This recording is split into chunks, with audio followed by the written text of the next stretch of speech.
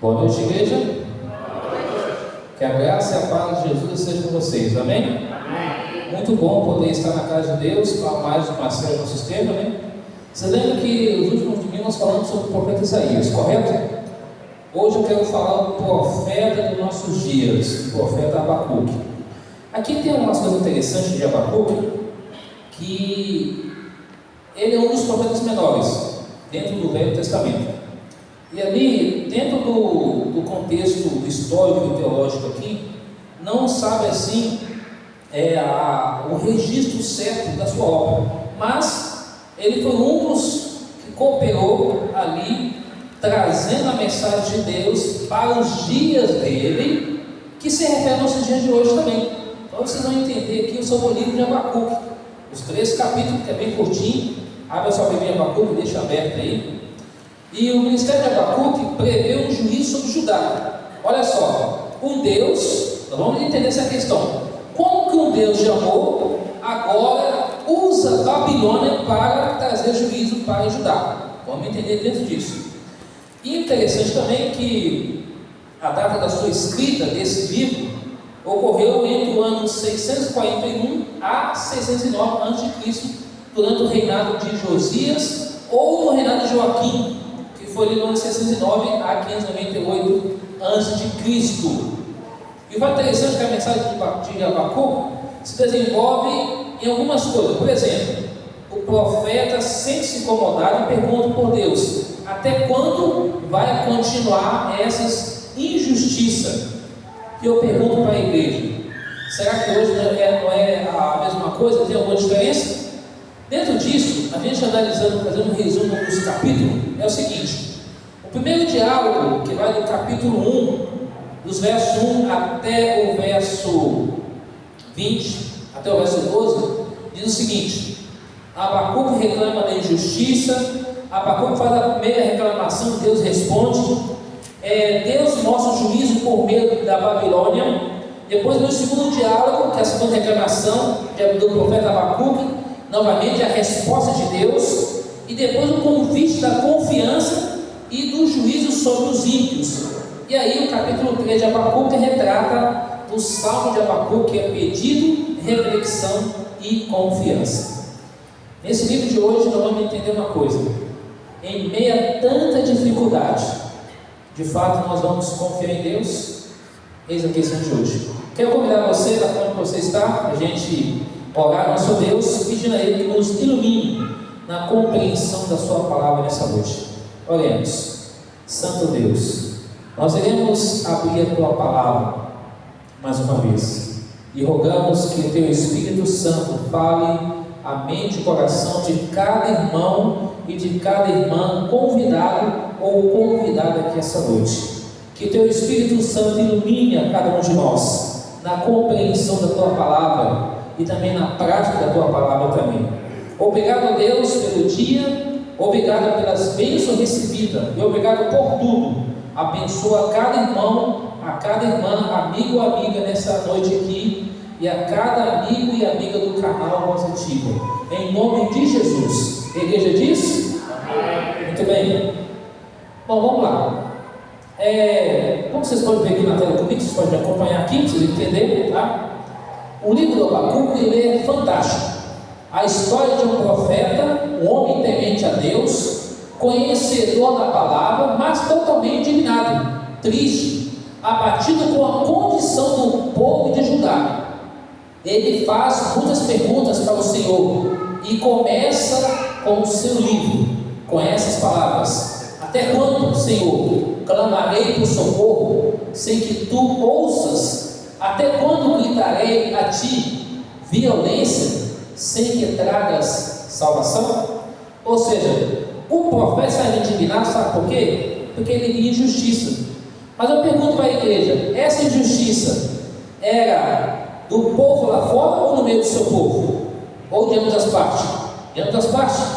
Pior que das hipóteses estava acontecendo dentro do povo de Deus. Me acompanha aí no capítulo 1 de Abacuque, verso 1 até o 4. Abacuque 1, verso 1 até o 4, diz assim: sentença revelada ao profeta Abacuque, Quem fez essa revelação ao profeta Abacuque aqui, igreja? Foi quem? Deus. Verso 2: Até quando, Senhor, clamarei eu e tu não me escutarás? Gritar-te-ei violência e não salvarás? Por que me mostra a iniquidade e me faz ver a opressão? Pois a destruição e a violência estão diante de mim, há contendas e litígio se suscita. Por esta causa a lei se afrouxa e a justiça nunca se manifesta, porque o perverso cerca o justo e a justiça é o quê? É torcida. Pergunto para a igreja: isso é uma inverdade ou é uma verdade hoje que a justiça ela é torcida no nosso dia a dia hoje? Percebeu? O profeta começa reclamando: até quando, Senhor?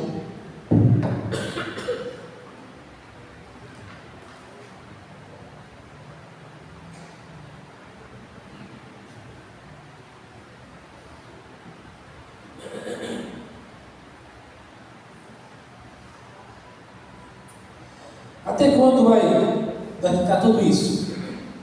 Ele começa falando, e aí você percebe que o profeta, ele ficou o quê? Indignado. E hoje você vê injustiça, violência, miséria e fome. Ontem alguém me disse o seguinte: diz que o governo conseguiu acabar com a fome. A verdade é mentira? Mentira. Passando por aí, muita gente morando na rua, passando fome, e muitas pessoas não creem com isso. E o profeta diz aqui: Senhor, até quando vai continuar essa iniquidade? Até quando vai continuar tudo isso? E aí no livro ele descreve um pouco mais aqui, ó. O profeta começa o livro de forma tão intensa, tão questionadora, inconformado com o que está vindo ao seu redor. Temos visto coisas terríveis acontecendo nos últimos tempos. Já nem sabemos mais como reagir diante de tanto caos. Pode ser que estamos exatamente como Abacuque no princípio do livro. Até quando? Você já parou para pensar sobre isso? Até quando? Até quando vai continuar morrendo pessoas por intoxicação de bombons, de bebida alcoólica, embora não é bom para a saúde, mas o pessoal vai lá, ingere, por comida, por envenenamento, por talvez pela questão da pessoa não gostar da outra pessoa, e envenena crianças, adultos. Até quando? Até quando vai continuar a violência? Até quando vai continuar o esfriamento do povo de Deus? Até quando vai continuar a falta de amor, falta de senso pelo próximo? Tudo isso o profeta viu nos seus dias. Daí vem a pergunta: até quando, Senhor? Você já parou para se perguntar até quando? Tem alguma coisa que está acontecendo com você até quando? Que você pensa, pai, pensa, até quando vai continuar isso? Desemprego. Abra sua Bíblia em Isaías 49. Deixa a Abacuque marcada aí. Isaías 49, versículo 23. Como já comentei, estamos aqui nesses 3 domingos sobre o livro de Isaías. E lá falou de justiça, falou amor, de paz, de juízo e de Cristo Jesus. Agora, preste atenção nesse verso 23 de Isaías 49. Reis serão o quê? Os teus aios, e rainhas, as tuas amas. Diante de ti se inclinarão com o rosto em terra, lamberão o pó dos teus pés. Saberás que eu sou o Senhor, e os que esperam em mim não serão envergonhados. O que esse verso está querendo dizer? Está querendo dizer que os homens ímpios se curvarão perante os filhos de Deus. Sabia disso?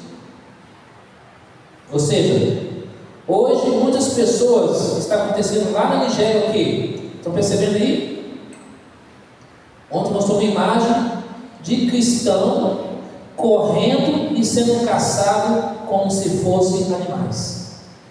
A imprensa brasileira não mostra a grande realidade lá fora, nem muito menos mostra que algumas coisas que acontecem na faixa de Gaza, colocando a culpa em Israel, mas o outro grupo, não quer dizer o nome aqui, você já sabe, devido à rede social, mas eles são culpados de tudo aquilo que está ocorrendo lá.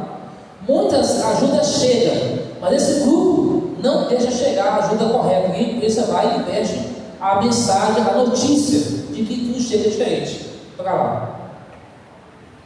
E na Nigéria, boa parte das pessoas é ligada à religião islâmica, por isso tem matado muitos cristãos lá, queimado, caçado como animais.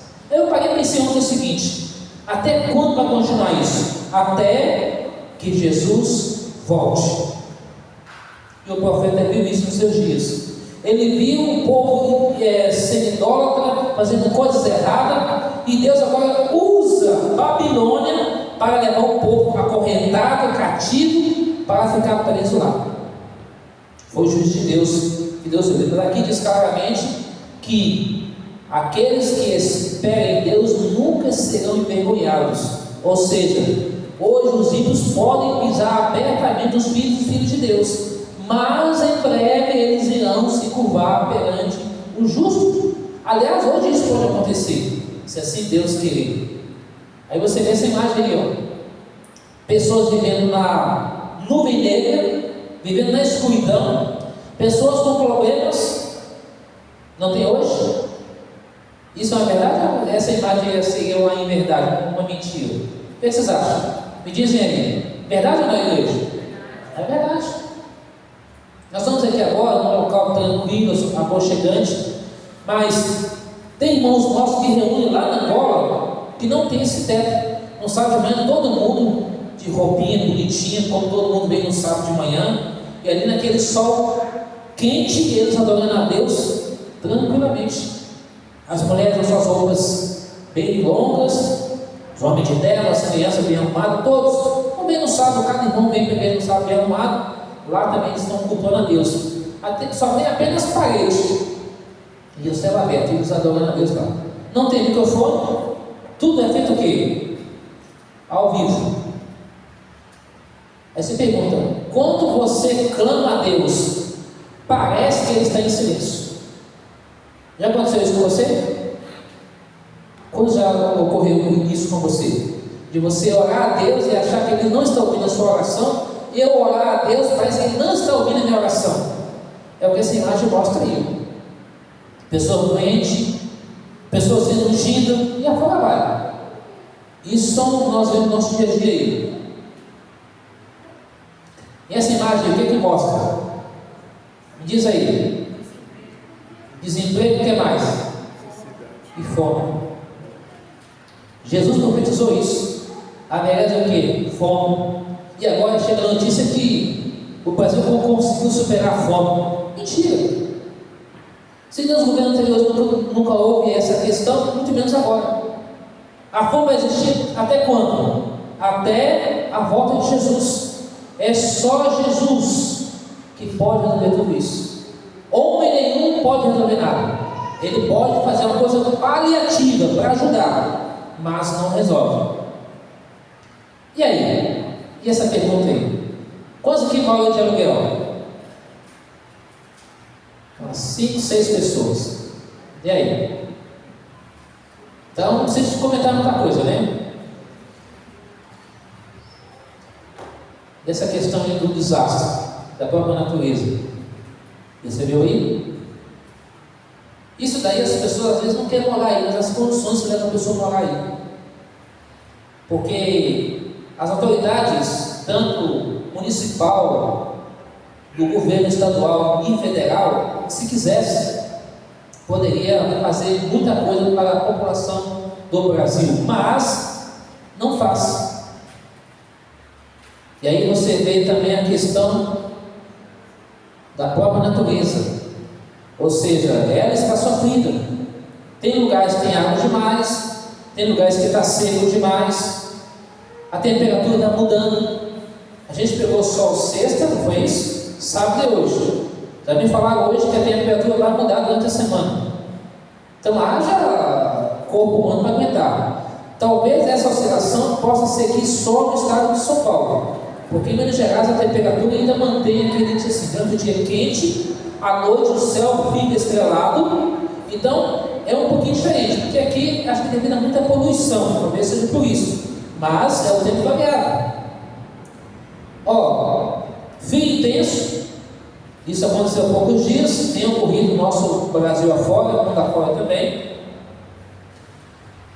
Isso é um repórter falando a respeito do aquecimento, mas também não é da gente ficar amedrontado, porque o próprio Jesus falou que isso ia acontecer, o tempo ia mudar, mas não quer dizer que faz parte das pragas não, tá gente? Quer dizer que faz parte das 7 pragas não, as 7 pragas vão ocorrer depois do fechamento da porta da graça, porque muitas pessoas podem confundir isso, então é as pragas não é as pragas ainda, a gente sabe que quando Jesus disser está feito, está consumado, ele sai do santuário do céu, começa a cair as pragas, aí vai haver aquecimento do sol, outras coisas mais. Bom, nessa imagem você vê o seguinte, luto, cresce o número de feminicídios e estupros no Brasil, e aí a intoxicação de pessoas usando etanol, tanto em bebida alcoólica como também em leite também. Eu pensei assim, até que ponto vai a maldade do ser humano de tentar querer matar o outro, que já está consumindo algo que não faz bem para a saúde, e agora coloca etanol ainda para acabar de matar a pessoa? Nessa imagem aqui, para você pensar e lembrar, me ajude aí. Lembra aí? Crianças sendo intoxicadas por bombom ou por doce. Todas essas crianças morreram por causa disso aí. Lembra disso aí? Crianças que morreram por isso aí? Há pouco tempo aqui em São Paulo, tem isso não faz muito tempo. Quando lembra desse caso aí? Vocês estão por dentro aí. E são os pais chorando, pedindo justiça. Como que alguém pode pegar um bombom e colocar veneno e dar para a criança, porque está com raiva do pai ou da mãe, seja de quem for, e aí quer vingar, e aí pode até matar adultos também, como a gente já viu reportar sobre isso também, tá?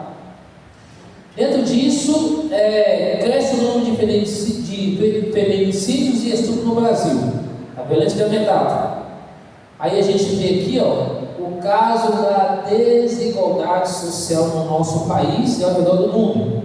Não sei de deter muito nesse imagem, você está vendo isso aí. Aí você vê um pouco mais também, as guerras, tá? Hoje está em andamento 11 guerras. 11 guerras estão em andamento. A qualquer momento, os Estados Unidos vai conseguir prender Maduro, porque da forma que está indo lá, não adianta, ele vai ser preso e vai cair a sua ditadura. Isso sim é governo ditador. Governo militar é diferente de ditador. Então ele vai cair. E assim as guerras estão ocorrendo ao redor do mundo, tá? E Jesus olha para isso, o que ele fica contente? Ele não fica contente. Mas mesmo a tudo que está acontecendo, quem está no controle de tudo? É Deus. Então hoje aqui eu não podemos ver esse capítulo de Abacuque, tá gente? Só alguns versos de cada capítulo. Eu não quero cansar vocês, beleza? Então vamos lá. O livro de Abacuque ensina a ter nós fé e na palavra de Deus, mesmo diante das maiores injustiças e incerteza.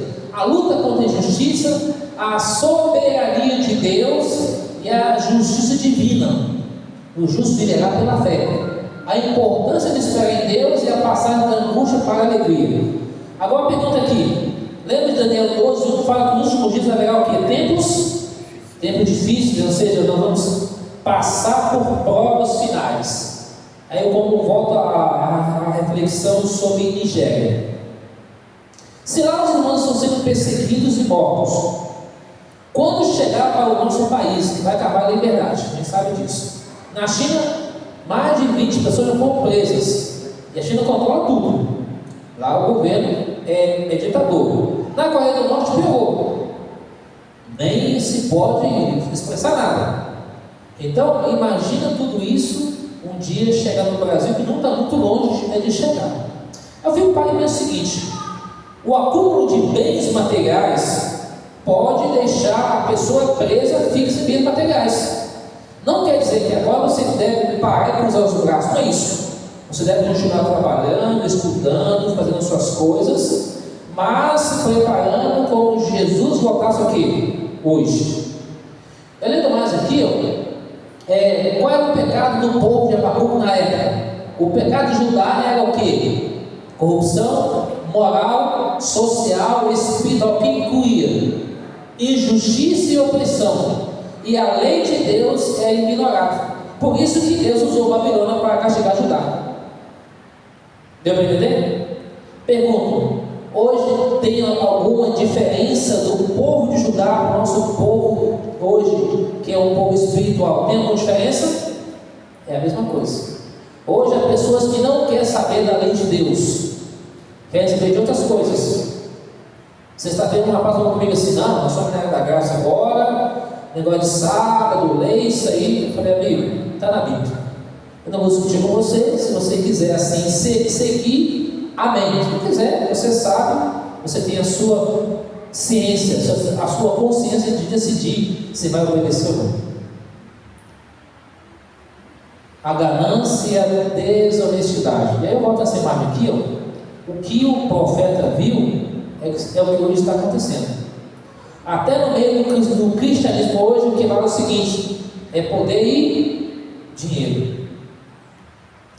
Eu não posso entrar em detalhes aqui, mas uma coisa eu posso dizer: quanto mais pessoas entrar, isso eu falo no cristianismo em geral, tá? Não estou falando só no meio da adventista, não. Quanto mais pessoas cristãs entrar por meio do cristianismo, mais recurso entra. E algumas pessoas, lideranças maiores, estão vendo isso. É como se fosse assim, Quantos aqui lembram daquele desenho antigo do tio Patinhas? Quantos lembram? Da casinha, da casa de moeda. É mais ou menos assim: ele tem aquela moeda brilhando, quanto mais moeda tem, mais moeda quer. É o que o povo está querendo dizer. E Abacuque viu isso: ganância e desonestidade. Pergunto para a igreja: tem alguma diferença? Percebeu, igreja? Essa mensagem de Abacuque, por isso que eu coloquei o título: Profeta Nosso Dia. O que é profeta? Mensageiro de Deus. Não é que ele vai dizer o seguinte: Deus está me revelando aqui agora que se você tem um cabelo preto, você vai ter um cabelo loiro. É fácil, você compra uma água oxigenada, atinge o seu cabelo e fica loiro. Ou uma tinta, isso é natural. Agora eu falar que Deus está falando que a partir de agora, eu, Rogério, Odilon, não vamos usar mais óculos, vamos ficar sem óculos. E aí depois, com o tempo, a gente começa a ter problema. O profeta Daniel falou que eu não vou ter mais problema de visão. Não é isso que Deus está falando. Essas curas Deus vai fazer quando Jesus voltar. A gente tem que continuar usando. A cada ano tem que trocar, né, devido à lente, assim por diante. Mas enfim, o profeta viu isso. Ele viu também a idolatria, afastamento de Deus. O povo se afastou da aliança, praticando idolatria e deixando e desprezando os mandamentos de Deus. Por isso que Deus castigou Judá com Babilônia. E também fala também que Abacuque viveu numa época de grande degradação social e espiritual em Judá. Ele observa a violência, a injustiça, a corrupção por toda parte, questionando a Deus por que Ele permite tamanha maldade. Você já parou para questionar por que Deus permite tanta maldade? Mas é consequência do ser humano. Agora, quais as lições que podemos extrair do profeta ali? O diálogo com Deus não deve ter medo de questionar a dor diante da injustiça social, a sensação do silêncio divino. Isso que o Abacuque, ele questionou a Deus. É a sensação do silêncio divino, porque Deus permite a impunidade. Você já parou para pensar e você já se perguntou por que Deus permite a impunidade? Ou por que há impunidade? Por que há tantas pessoas boas que sofrem e as pessoas más prosperam? Você já parou para se perguntar isso? Quando já parou? Por que o ímpio tem isso, tem aquilo e eu não tenho aquilo outro? Por que eu sou filho de Deus, eu não tenho um carro, não tenho uma casa própria, não tenho emprego melhor, não tem lá o armário, a dispensa lotada de comida, a conta bancária boa? Você já parou para pensar sobre esse aspecto? é o que Abacuque vivia lá nos seus dias. Então, isso não faz diferença para nós hoje, é a mesma coisa. A gente questiona isso. Mas, porém, quando a gente vai para Salmo 37, 25, quem fala? Davi foi o quê? Foi moço, foi velho, mas nunca viu a descendência do povo de Deus a reivindicar o pão. Então, nós temos que aprender o quê? Confiar. Lembra que Paulo diz o quê? O justo viverá pela fé. Martinho Lutero já falava isso. O justo viverá pela fé. Então, ambas as partes estão certas. Nós viveremos pela fé. A grande questão é: quando faltar esses itens em nossa casa, faltar comida, o dinheiro, e aí? Vamos confiar em Deus? Quando nesse livro aqui, a mensagem central é o seguinte: independente das coisas, devemos confiar e esperar em Deus. Eu não sei qual é a batalha que você tem travado, mas eu sei que Deus, Ele tem travado a batalha por mim e por você, tá? E aqui no capítulo 1 ainda, no verso 5, 11 eu não vou ler, a resposta de Deus foi surpreendente. Deus responde a Abacuque revelando que sim, Ele está agindo, mas de uma forma que o profeta jamais esperaria. Ele levantará o cruel império babilônico dos caldeus para punir o povo de Judá. Que coisa mais estranha, né? Mas é o ato da misericórdia de Deus. Vai do verso 5 até o verso 11 de Abacuque, capítulo 1. Não vou ler aqui, mas vocês podem ler ele. Do verso 12 do capítulo 1 até o verso 17, vem a intercessão do profeta. E no versículo 12 do capítulo 1 diz assim: não és tu, desde a eternidade, o Senhor meu Deus, o meu santo? Não morreremos, ó Senhor, para executar juízo. Puseste aquele povo, tu, ó rocha, fundaste para servir o que? De disciplina. Então Deus usa Judá para disciplinar o povo de Deus e para que o povo voltasse a Ele. E aí, os caminhos de Deus são misteriosos, a soberania de Deus sobre a história é uma incompreensão diante da justiça divina. Né? Você não entende por que Deus age assim, mas era a maneira que Deus queria o quê? Levar uma lição para o seu povo e salvar o seu povo da idolatria e do mal. E aí, continuando, aí vem a segunda queixa dele, incrédulo, ele ficou sem fé diante da resposta de Deus. Abacuque faz uma nova, ainda mais intensa queixa. Ele não consegue aceitar que um Deus santo puro não tolera o mal, por usar os babilônios que vivem da violência, idolatram o próprio poder para castigar o seu povo. O que o povo babilônico fazia, o povo de Deus fazia também. Mas essa mistura vem de onde? Vem da mistura mista lá atrás. Desde o Antigo Testamento o povo já vem se misturando. Josué orientou o povo a não casar, a ter casamentos mistos. Também essa idolatria. Desde o tempo egípcio até os dias de Abacuque, o povo sempre fazendo coisa ao contrário de Deus. Bom, a segunda queixa nos ensina a busca por entender a justiça de Deus, o contraste entre o santo e o profano, a persistência na oração. A reação do profeta mostra que a conversa com Deus não precisa ser interrompida quando a resposta não é esperada. Ele continua a buscar a resposta confiando em Deus que vai se revelar. E aí, no capítulo 2, aprendemos lições sobre a paciência na espera da justiça divina, a distinção entre a soberba dos ímpios e a fidelidade do justo, o julgamento de Deus sobre a maldade e a soberania majestosa do Senhor. E aí, no capítulo 2, versos 1 a 3, você pode me acompanhar aí, diz assim: por-me-ei na minha torre de vigia, colocar-me-ei sobre a fortaleza, vigiarei para ver o que Deus me dirá, que resposta eu terei à minha queixa. Verso 2: o Senhor me respondeu e disse: escreve a visão, grava sobre tábuas, para que possa ler até quem passa correndo, porque a visão está para cumprir um tempo determinado, mas se apressa para o fim, não falhará, e tardar espera, porque certamente virá e não tardará. Então, aqui Deus responde para ele e ele põe de vigia, para vigiar e esperar a resposta de Deus. Isso nos ensina a ter paciência e vigiar em oração, mesmo quando não entendemos o agir de Deus. A visão tem um tempo, devemos aguardar com confiança, pois a promessa de Deus se concretizará no momento apropriado, sem atraso. E aí o profeta começa a ter a visão recebida por Deus, e Deus dá a resposta para ele. E aí, avançando um pouco mais, ele fala assim, entre os versos 4, a diferença entre o soberbo e o justo. O justo viverá pela fé, fidelidade como chave.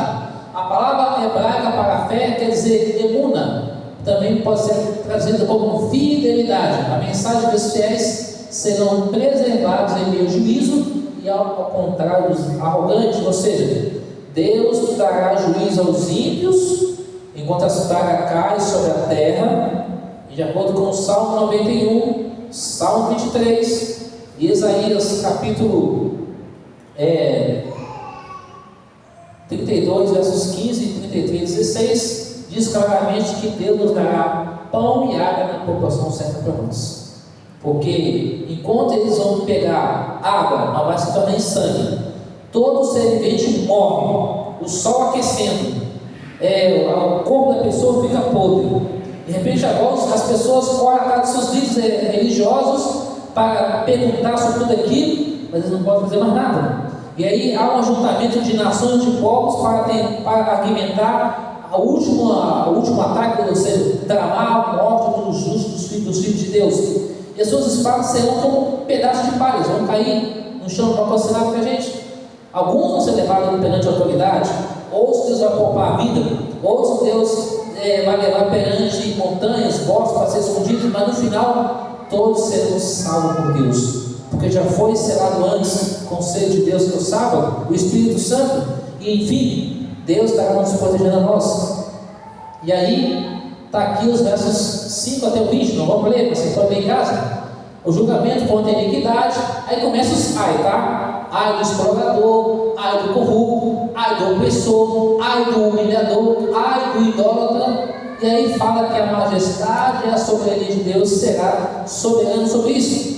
E aqui, em Abacuque 2,15, olha o que diz aí, Abacuque 2,15. Ai daquele que dá de beber ao seu companheiro misturar a bebida do seu furor, e que bebeda para contemplar as suas vergonhas. Deus irá cobrar de quem vende bebida alcoólica, não só de quem consome, de quem vende também. Então, a justiça de Deus vai cair sobre ele até os ais. Ai sobre o explorador, versos 5 a 8. Ai do corrupto, versos 9 a 11. Ai do opressor, versos 12 a 14. Ai do humilhador, versos 15 a 17. E ai do idólatra, versos 18 a 20. Está aí a descrição. Podemos avançar? E aí, o que mostra essa cena aí? E para nós lembrar que Jesus está onde? No santuário do céu, vendo cada julgamento de cada pessoa. De acordo com o livro Grande Conflito, Deus sabe quem está salvo e quem não está salvo, e quem poderá se salvar. Então Deus está lá como juiz, como advogado. Mas quando ele tirar as suas vestes, vai dizer: está feito, está consumado. Ele não será mais sacerdote, será juiz e rei. Irá julgar cada um de nós nessa terra. A sentença de salvação é dada para nós hoje, enquanto ele estiver no santuário do céu. A manutenção está consumada, está feita, acabou. A porta da graça se fecha e Jesus vem como rei e como juiz. E então ele olha para esse planeta, não importa o caos, a injustiça humana. Aliás, em Isaías 45, versos 8 diz que Deus criou esse mundo não para caos, mas para ser o quê? Habitado. Você pode conferir aí. Isaías 45, 18, se não estou falando errado. Aí está falando claramente que Deus criou tudo isso para ser habitado, não para caos. Mas, porém, o pecado entrou e sujou isso. Isaías 45, 18. Deus está no controle de toda a criação. Tudo se submete ao quê? A sua autoridade.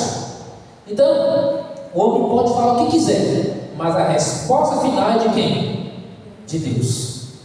E aí, a gente avançando um pouco mais aqui, no capítulo 3, versos 1 a 19, descreve a transição do questionamento angustiando para uma profunda adoração, confiança na palavra de Deus, mesmo em meio à adversidade.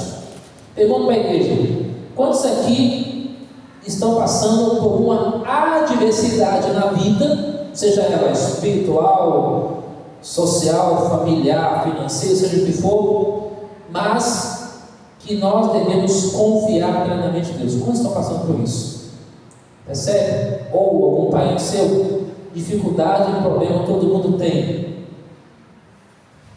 mas o profeta faz essa oração aí a Deus, e aí ele começa dizendo algo: oração e avivamento em tempo de crise, do temor ao clamor. Abacuque começa expressando o seu temor ao ouvir sobre os atos de Deus, pedindo que o Deus haja, tenha misericórdia e mostre a sua ira contra os babilônicos. É o que Abacuque queria que Deus mostrasse. Hoje também a gente pede a Deus que Ele faça justiça. Dos versículos 3 a 7 fala do poder e a glória de Deus, o controle de Deus sobre a natureza. A natureza treme, responde à presença de Deus, pestes, abalos na terra, montanhas se desfaz. Tudo isso mostra o controle de Deus, não se limita na história humana, mas alcança toda a criação. Deus está no controle de tudo. Nos versos 8 a 15 fala da vitória histórica de Deus, que Deus luta por nós, luta pelo seu povo, como Ele lutou ali. Agora me acompanha no verso 16, Abacuque 3, verso 16. Ouvi e no meu íntimo se comoveu, a sua voz tremeu nos meus lábios, entrou a podridão nos meus ossos, de joelhos me vacilaram, pois em silêncio devo esperar o dia da angústia que virá contra o povo que nos acomete. Ainda que a figueira não floresça, nem haja fruto na vide, o produto da oliveira minta, os campos não produzam mantimento, as ovelhas sejam arrebatadas do aprisco, e nos corrais não haja gado, todavia eu que me alegro no Senhor, exulto Deus da minha salvação. Ó Senhor Deus, a minha fortaleza, faz os meus pés como os da costa, me faz andar altaneiramente ao mestre de canto para instrumentos de corda. Ou seja, no ponto alto do livro, Abacuque anuncia que, mesmo que falha todos os meios naturais de sustento, ele continuaria a se alegrar em Deus. Assim como o apóstolo Paulo falava: aguardo o veredito em uma cela romana, a certeza de que devemos confiar em Deus, a despeito das circunstâncias externas, uma atitude de que Abacuque necessitava naquele momento, ao contemplar o iminente juízo sobre Judá. De igual forma, nosso relacionamento com Deus não deve depender daquilo que aconteça em nossa vida em determinado momento. Devemos confiar em Deus. E aí, nós acabamos de ler, nós devemos o quê? Ter uma fé verdadeira, permanecer firme em Deus, mesmo que tudo o que é visível falhe. E isso é uma prova de fé.